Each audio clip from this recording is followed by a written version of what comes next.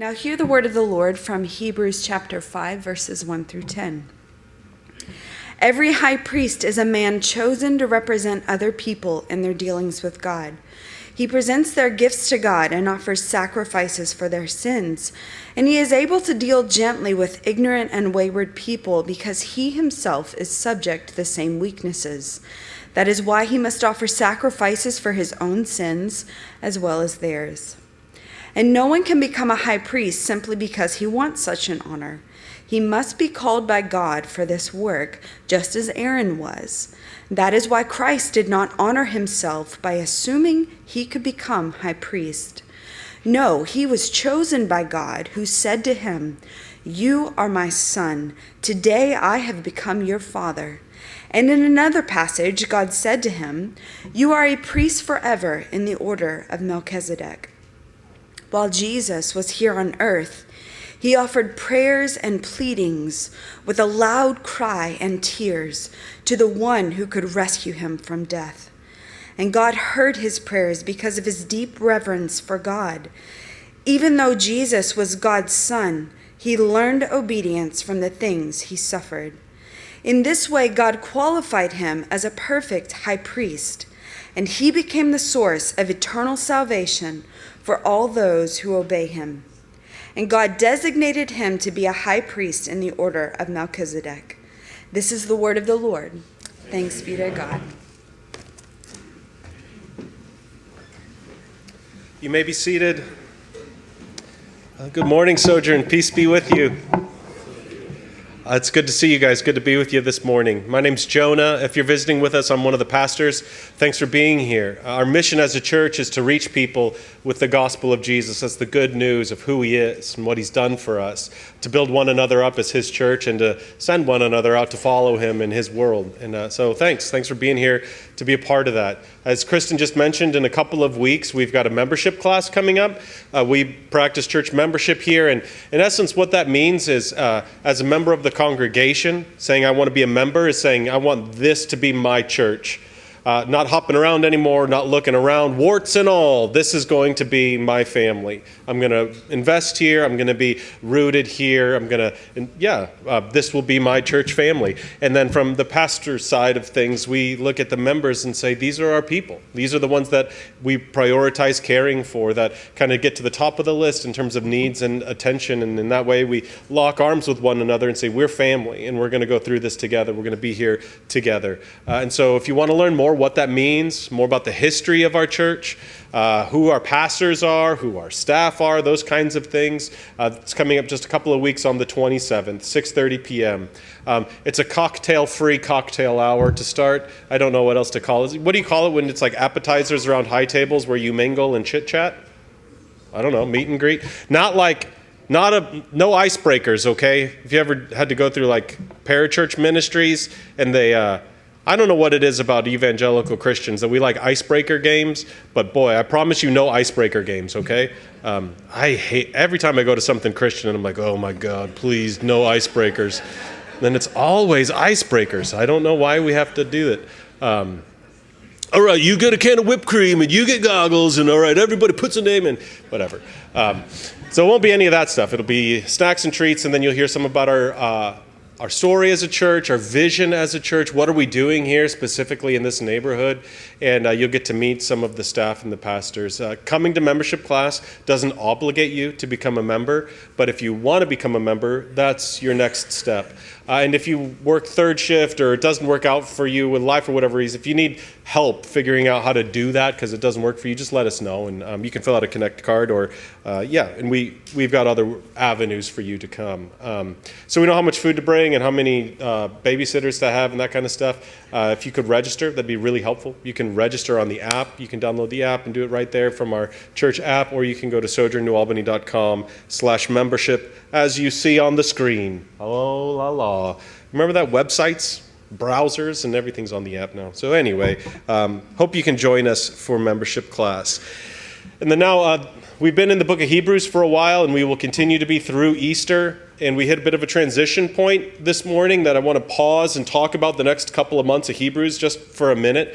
Chapters 5 through 10. First of all, Sage Williams drew that. He drew it with his hand. He's good at everything. He's one of those people that is good at everything and then humble and friendly about it, and it just, 10 talent. He's one of them 10 talent Christians.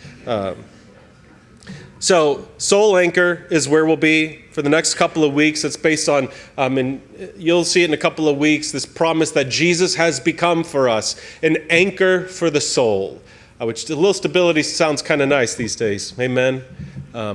Something consistent and dependable. That's what we'll be exploring the next couple of weeks. But the next 5 chapters, so Hebrews chapter 5 to Hebrews chapter 10, are some of the most theologically rich and complicated chapters of the whole Bible. It's kind of like a spiral with a mirror in it, in that it's self-referential, it's interdependent, it refers back to itself, it quotes itself and the Old Testament, and it's just very complicated what's happening in it. And so I encourage you to ask your questions, pursue your curiosities. If things come up, like today you heard the word Melchizedek a couple of times, and so if you're like, Melchizedek, who's that? I don't know, man. He's this dude that shows up in the Old Testament with Abraham and blesses Abraham, and then Abraham gives him money, and then he just disappears. And now Hebrews is like, Jesus is like that guy. And you're like, who? What? Now there's answers, and we're going to talk about it. But my point is, pursue your questions, ask your questions. There's recommended resources that we have out at the welcome table as well as in the app, in the bulletin. But my point is, what I want us to go in, maybe the posture for the next 5 chapters, I hope that we can cultivate together, is to see that we're not going to be able to parse every detail of this. I promise you won't have Hebrews 5 through 10 figured out by the time we're moving on to Hebrews chapter 11. But I want you to think about it like going to a 3-star, I think that's the highest number of stars, Michelin restaurant, right? Is a 3-star Michelin restaurant the nicest restaurant you can go to? Let's just pretend it is. The best restaurant in the world. Would you rather go and enjoy the meal the chef prepares, or have the chef come out and explain to you every step of the culinary process he took to make the food? You want to lecture about the food, or you want to eat the food? Yeah. If you're one of those weirdos that wants to lecture about the food, like we can give you the books to read, but as for me and my house, we shall eat the meal. Amen. So what we're going to try to do over Hebrews 5 through 10 is rejoice in the wonder of it, more so than trying to figure out every little detail and how does it all connect, because it's going to be beyond our understanding in some places, but that's okay. So we're going to put our focus there, the wonder to behold, to delight in, to experience, and less on parsing out every detail, relishing in the wonder rather than figuring it all out. So that being said, Hebrews chapter 5 is really important. The title of today's sermon is Divine Job Description, because that's what we get in chapters 5, 1 through 10, verses 1 through 10. This divine job description of a really important job. A couple of years ago, my family remodeled an old house. By old house, I mean one that was literally falling over and had trees growing up in it, and I started hiring a whole lot of people, which got me thinking. I didn't realize how often we are hiring people. Sometimes it happens here at church where we are fortunate enough to hire somebody professionally, but all of a sudden I was having to decide like who are the drywallers and who are the electricians and who are the plumbers. And have you ever just stepped back and thought about all of the people that you hire day in and day out? You hire babysitters. If you get on our Facebook market or Sojourn New Albany people, whatever, the people of Sojourn New Albany Facebook group, every so often someone's posting like, hey, who's the best landscaper in southern Indiana? Or who's the best dentist? Or who do you recommend for a primary care physician? Or we're always looking for people to fill these roles. Anytime you're giving somebody money to do something, you're hiring them. And boy, it can be a little bit tough figuring out who to hire. That's why we ask for recommendations. That's why, even if you're not thinking about it, when you're asking for a recommendation for food or a restaurant, you're asking, who would you recommend I hire to cook me a meal? And so whether you're thinking about it in those terms or not, most of us have a pretty straightforward kind of 3-step process we go through when we're trying to decide who should we hire, no matter what the job is.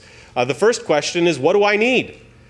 That's a really important question. What is my problem? If your problem is hungry, then your solution will go one way. If your problem is leaking toilet, I have another kind of solution to pursue. So you got to get clarity on my problem before you know who to hire. The second question is, what are their qualifications? If you're going to a dentist, you want to know, did they go to dentist school or not? I don't know what dentist school is called. Did they go to med school if they're a doctor? You know, what makes them qualified to do this job or not? And then the third question is how do I decide which one to go to? Meaning, how do I know if I should go to Jim or to Joe? If they're both dentists, which one should I go to? If I go to Stephanie or Sarah for my primary care doc, which one do I pick? So what do I need? What are their qualifications? And why not someone else? For the original congregation that listened to this sermon, the book of Hebrews is a sermon. The first people that listened to it, the most important job in the whole world was that of high priest. And the concept of a high priest, the job of a high priest, meant a lot. And it made a lot of sense to them what that person was. If you think about it, you kind of had normal people, the yous and me's of the world were kind of down here. Above them, this is Old Testament living now, there was this smaller group of religious elite called the priests. And above even the priests, there was one man named the high priest. And the high priest, he's often described as being clothed in righteousness. He would wear clothing that was often white and bedazzled, jeweled. They would shine in the sun. The Old Testament emphasized him as having unique status and dignity in relationship to God. He was not like anyone else, and he was chosen to fulfill this special duty. So out of all of these people, God chose some to be priests, and out of the priests, God would choose one to be the high priest. And this high priest offered sacrifices for sins, both his and those of God's people. He came before God to represent people. He would go to a certain room in the temple, and there he would offer sacrifices and be a representation of God's people to God. Verse 1 of chapter 5 summarizes all of this for us. Every high priest is a man chosen to represent other people in their dealings with God. That's what the high priest does. He represents other people to God. So how does this relate to the first question, what do I need? If I'm looking for a job, well, first, what is the problem that I'm facing? Listen to how verse 1 continues.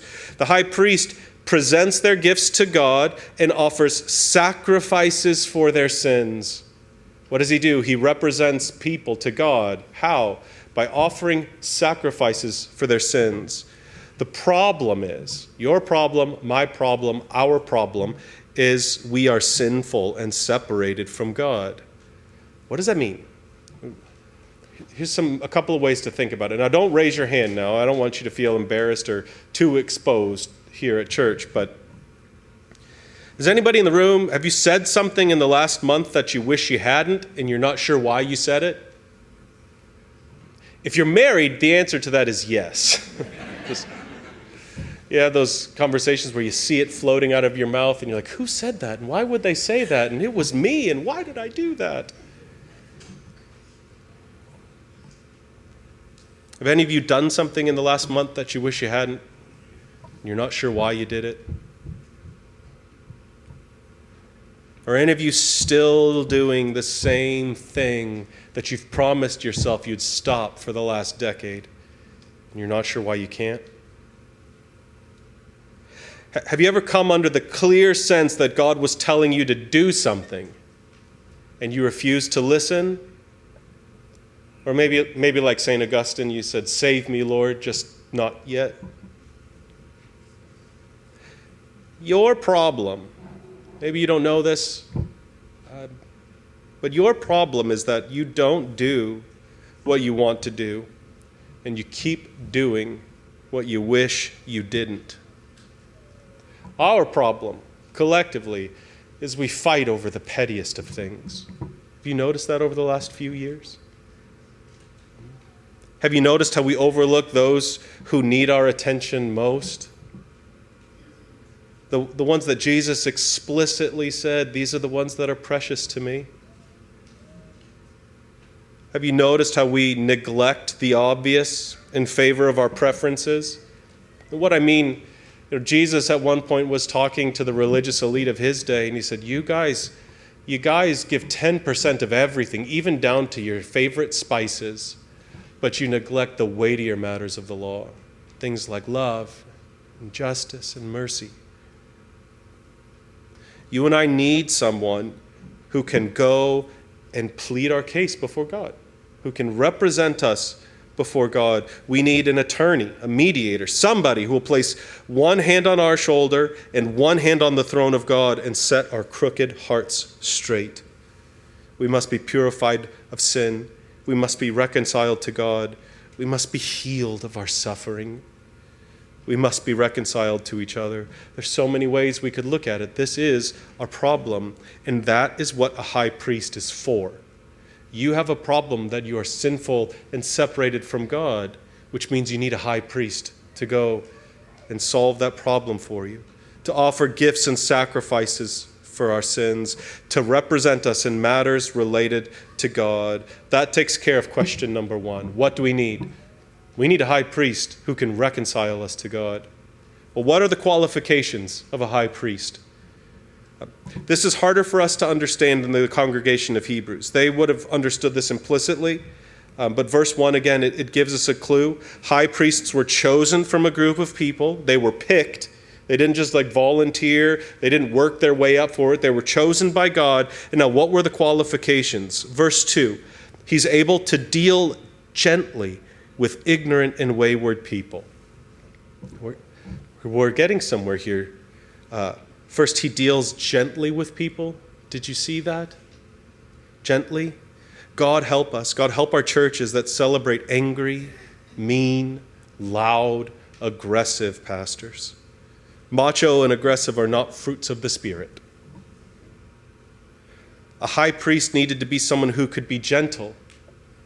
Gentle, this gentle word, it means someone who is kind and someone who can moderate their own emotions. Think a stable person, a steady person, not someone who's running around screaming and shouting and getting loud, not someone who's reactive or touchy, a stable, steady person. So a high priest had to be that kind of a man. And did you see there were two kinds of people it said he has to be this way towards? And I'm sure there are more. These are general categories, but he talks about ignorant and wayward people. He's got to be gentle with ignorant people. Why? Ignorant people don't know better. They don't know. And if someone doesn't know, they need to be instructed, not yelled at, right? They need to be taught, not screamed at. And then there are wayward people. Some folks are ignorant, meaning they sin because they don't know better. Some people sin because they're lost. They're wayward.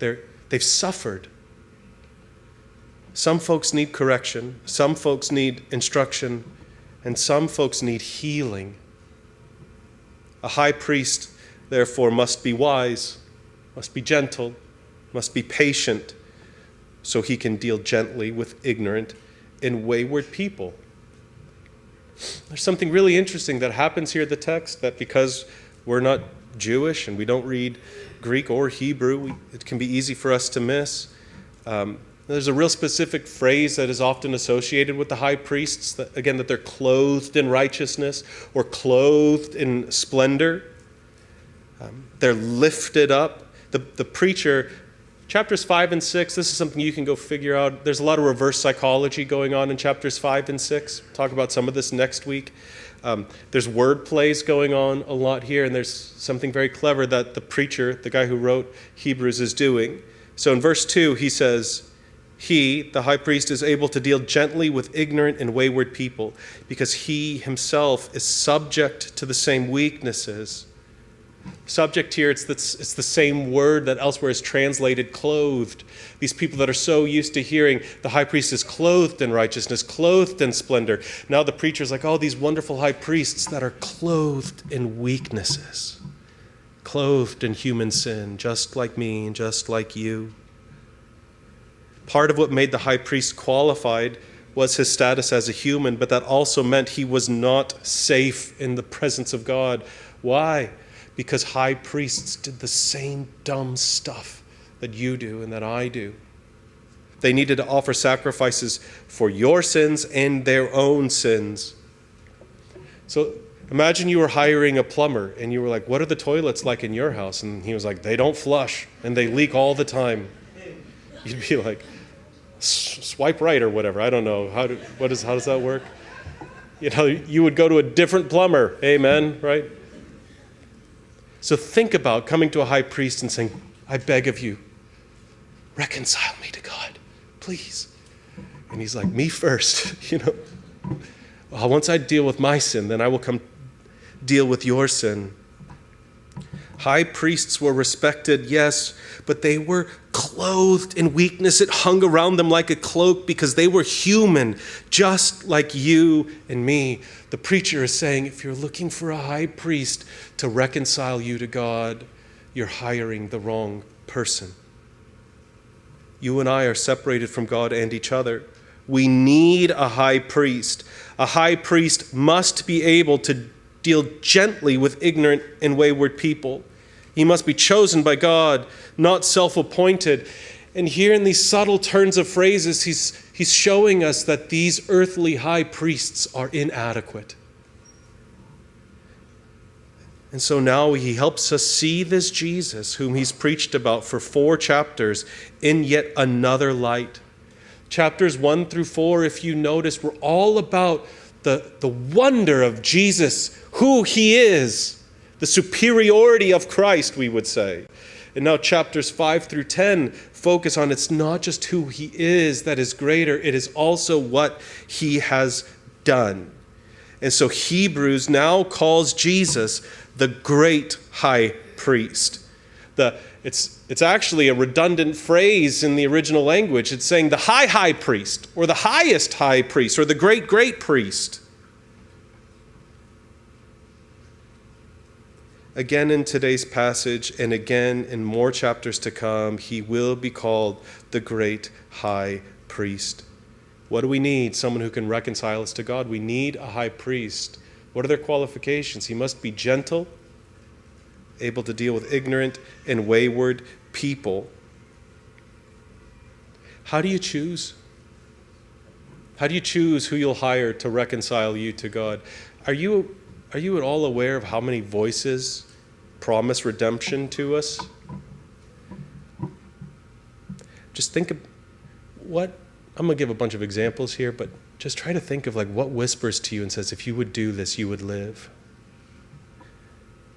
You'd be reconciled to God. Everything would be the way you want it to be if you were just a little bit thinner. If you were just a little bit wealthier. If you were just a little calmer. If you introverts could be a little more extroverted. If you extroverts could be a little more introverted. If your car was a little bit newer. If you were better at gentle parenting.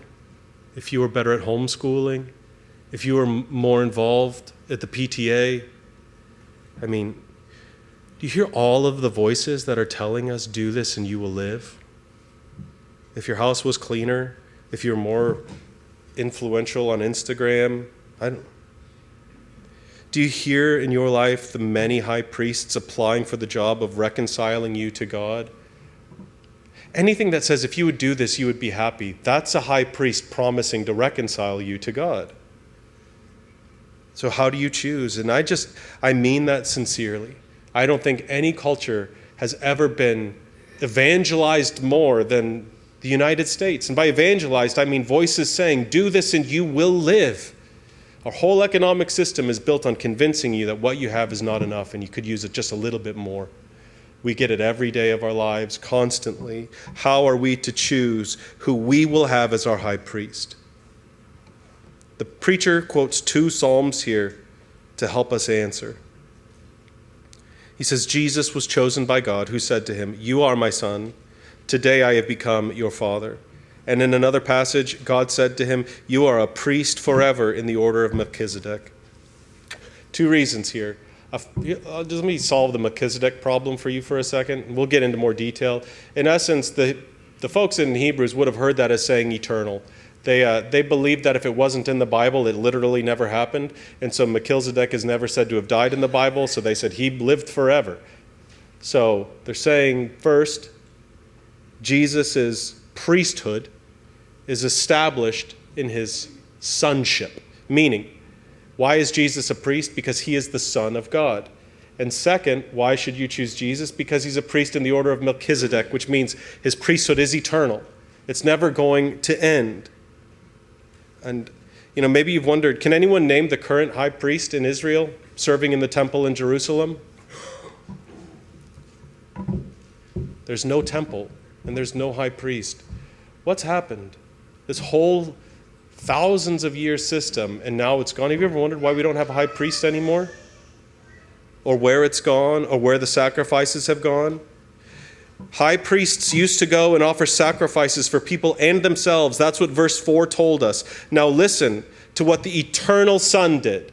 The one that God named Son, a priest in the order of Melchizedek that lasts forever. While Jesus was here on earth, this is verse 7 and 8, he offered prayers and pleadings with a loud cry and tears to the one who could rescue him from death. And God heard his prayers because of his deep reverence for God. Even though Jesus was God's Son, he learned obedience from the things he suffered. Why choose Jesus? Why have Jesus as your high priest? Because while high priests used to go and offer sacrifices for people and themselves, Jesus, the final high priest, offered himself as a sacrifice. We don't sacrifice anymore because Christ was sacrificed once for all. His priesthood is eternal. Though he is without sin, he took upon himself the consequences of sin.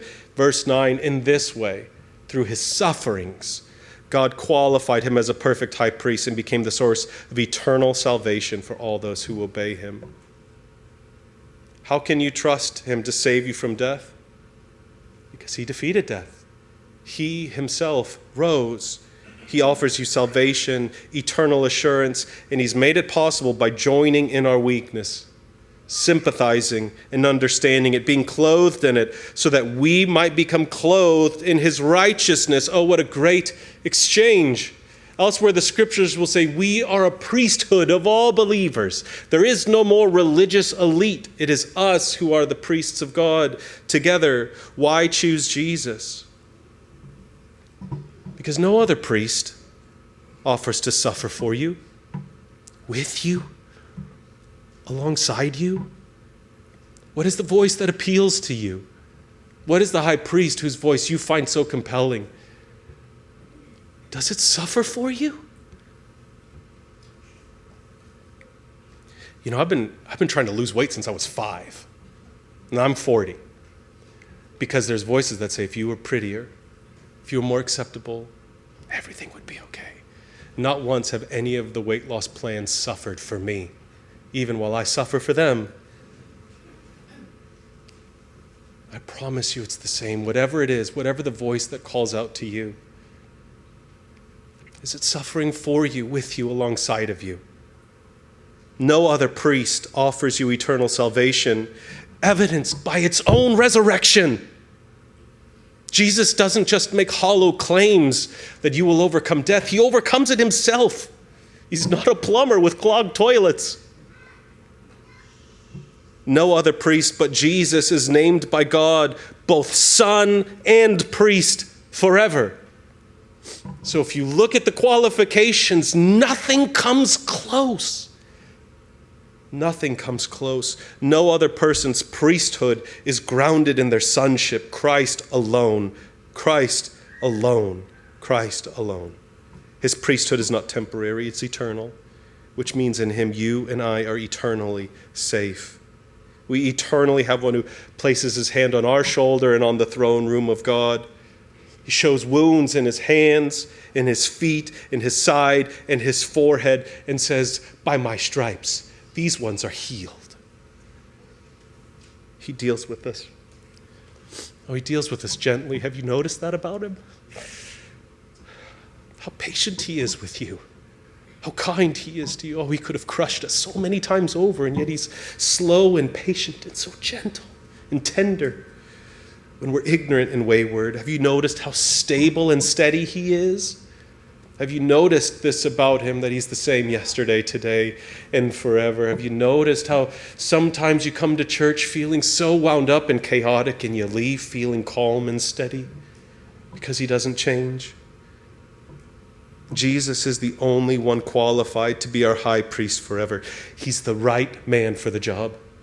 He's fulfilled his duties perfectly. So who else will you choose to save your soul? Who else would you choose to heal your soul? Who else would you choose to reconcile you to God and your brothers and sisters? He is the great eternal high priest. Listen to him and obey him as you wait your great eternal salvation. If you're able, please stand and pray with me.